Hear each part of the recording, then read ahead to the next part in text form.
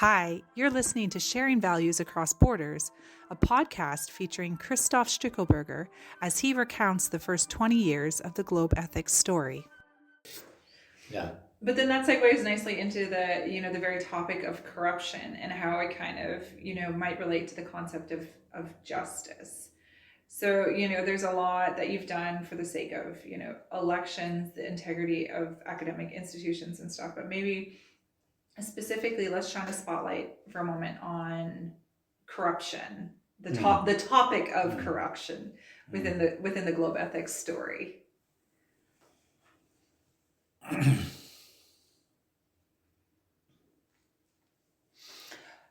I can say that luckily we did not have among staff or boards corruption issues in Globe Ethics on an institutional level. So that is really a blessing. 20 years without a case of mismanagement or abuse of funds of Globe Ethics or whatever, and that is in these environments where we work really is a success. However, the corruption issue is present not on an institutional level with our own staff or board members, but on an individual level of people who are linked to us.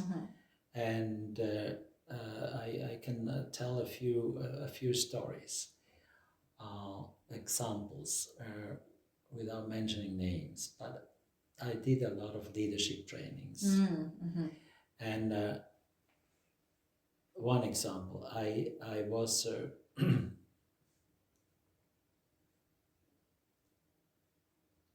giving a leadership training and ethics training for professor or junior professors, so assistant professors and so on, in a famous Indian university, a big one, about 30 to 40 professors. And then I always use the possibility that people also have one-to-one talk, because there they come with their personal issue. They would not mention it in the public, of course. Certainly not, no.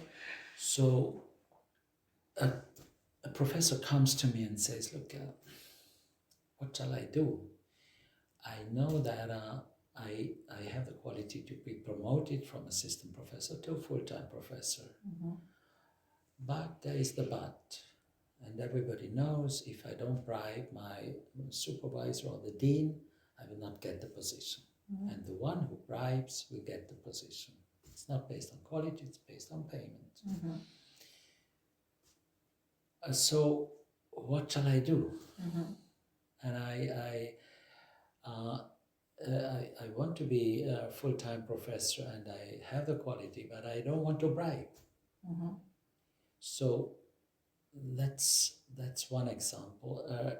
Another one is what I mentioned, I think, this morning about this dean in Nigeria, who appointed somebody who was not based on nepotism but on quality. Right. And then she, as a dean, had also some problems because, of course, you can imagine that there is then all the gossiping against the dean. Oh, this dean was incorrect, and a lot of fake news about the dean. So people with integrity need to be very strong and have also a reputation problem, because many of these cases, and I could quote a number of cases, those people with integrity, they are attacked, sometimes even brought to court with fake attacks, So to be with integrity is risky, but it's still needed. So a third example is an example of how to be creative. In Cameroon, at the time, it may be a bit different now, but in many countries it's still the case. When you drive, you are stopped on the road, and there is a police control, and they found some problem on the wheel or something to pay a fine. And or they say your permit is outdated, even though it's correct. Anyway, you know, whenever you are stopped in the road, you have to pay something to the police. And this is the petty corruption, the small corruption. Now, I have pity because if you are a policeman and you have $100 or $200 monthly salary, what are you doing? You have to how do you say, not upgrade, you to add something to your salary. Nevertheless, we say zero tolerance, no corruption. What do you do? And I learned from a colleague two methods.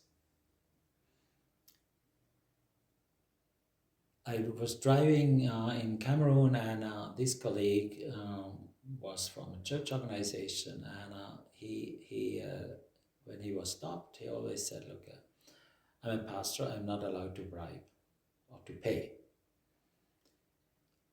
But he had always the small New Testament with him, and I said, "The only thing I can do is I give you the New Testament." That's kind of funny. So the police said, "Okay, go, pass. Please take your Bible. Please get out of here." Yeah. So what I learned in that was a kind of creativity, you know, to circumvent or to find other solutions. Another solution I found also in Cameroon, young people who had the driver's license. Of course, they are even more stopped than others. And they printed local money in color. And when they were asked for 100 CFA, franc CFA, or similar, they gave this ticket, this money, paper money, but it was printed, and on the back side they had a message: I'm not allowed to pay bribes, something like that. Of course, that was at the limit because printing money is illegal. Yeah. So I told them, be careful. But it was just how can we have innovative solutions, you know, to overcome that. So what I want to say is corruption is, wherever I was, is an issue, openly or not openly, including the gray corruption, the hardcore financial corruption, the sexual corruption, and all the other forms that I describe in my books. The disappointing thing is that working since now really 3 decades on corruption, I must say it's not improving. It's very disappointing. The forms are more sophisticated, but the level of corruption is still high and can be seen as part of poverty, but it's not that only, it's also the question of greed. And the main is the question of power. That when it comes to elections, and I open another remark, I started 30 years ago with corruption in business, because that was the obvious topic. And corruption in business and state relation, you know, the big corruption of big companies with water dam and electricity power plants and all that. I could tell for hours. But then I discovered that, every sector is involved or affected, that many organizations and governments started to work on business corruption and on governmental corruption. But I focused then on education institutions, which was much less on the table. So corruption in schools, we had a first campaign, corruption in high schools in West Africa, then now corruption in universities is another topic. And then I focused on corruption in churches. And since quite some time, and I published the book 2010, Corruption-Free Churches Are Possible, 250 pages book, and I published in 2012 or so, 22, sorry, about 2 years ago, Corruption-Free Religions Are Possible, to show that it's not an issue of Christianity, it's about all religions are affected.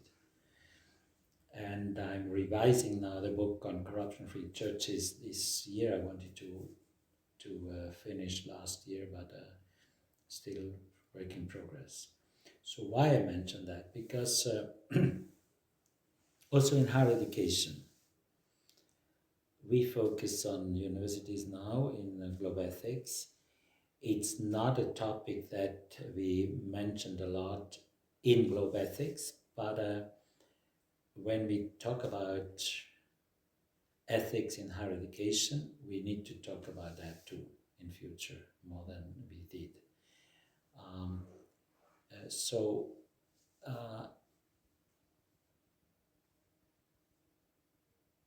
And that has to do now with the justice issue. Justice, I don't go into theories of justice. It's a simple thing that equal and fair access to resources, for example, is a key element of justice. And what does it mean? Access to financial resources, access to positions, access to knowledge, access to whatever, to water and so on. And corruption is deviating, is a justice issue because you get access to a position with bribe and not through your knowledge. You get access to a position through nepotism because your father is a minister or your uncle is the dean, instead of your knowledge or your capacity. Financial, of course, is obvious. Sexual is obvious,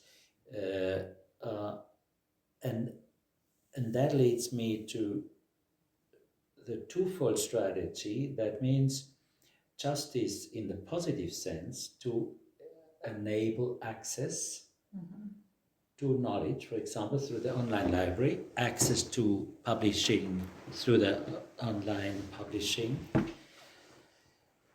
access to courses through the online academy. So behind all these efforts, we have the deep motivation for me is the justice issue, the fair access for everybody, independent from his or her biographical background, if you are from a poor family or from a rich family, from your religion. You are a Christian, then you have more chance, or you are a Muslim, then you have chance. As a Christian, you are oppressed. Or gender, then gender justice is in the same chapter. You should not be disadvantaged as a male or a female because we are human beings who should have the same chance of access.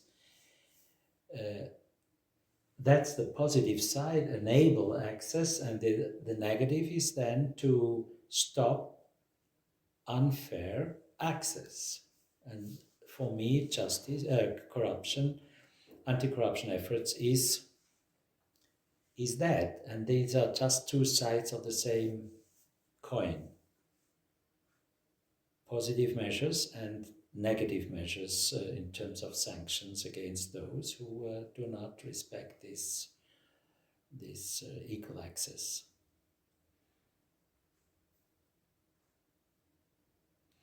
And that is also linked to the election issue. That's why I'm engaged in elections, because we see on all levels, in politics, in business a bit less, because they have the financial measurement or mechanisms with their salaries and so on. But in politics, in churches, in educational institutions, in NGOs even, elections are key. Mm-hmm. And if elections are based on bribery, for example, instead of competence, it's an unfair election. And I could go on and on bribery to get elected as a bishop, as a church leader, as a dean, as a whatever level.